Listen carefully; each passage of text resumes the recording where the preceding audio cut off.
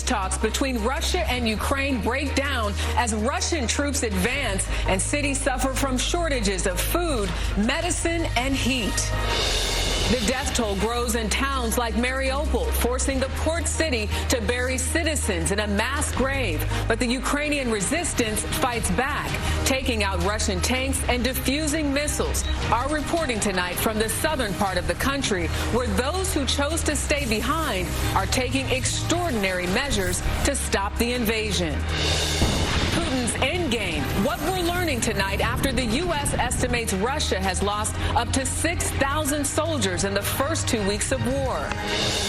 Raising the rent. As inflation hits a new 40-year high, families face homelessness as landlords up their monthly payments.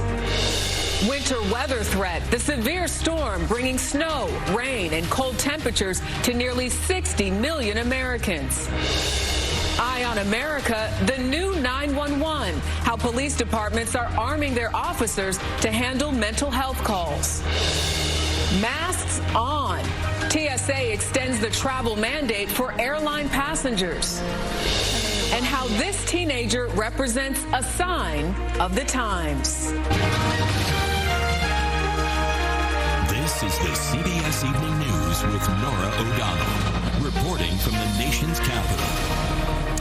Good evening, and thank you for joining us. I'm Jericka Duncan in for Norah. Tonight, Russian forces are maintaining their pressure on the city of Mariupol 1 day after the bombing of a maternity hospital that sparked outrage around the world. Officials say at least 3 people were killed in that attack, including a young girl.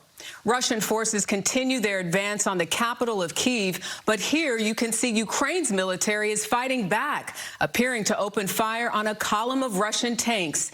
U.S. officials warn that Russian forces are operating with a, quote, reckless disregard for civilians as they continue their constant bombardment of residential neighborhoods. 2 weeks of shelling has left large sections of the country in ruins and thousands of residents now stranded without food, medicine,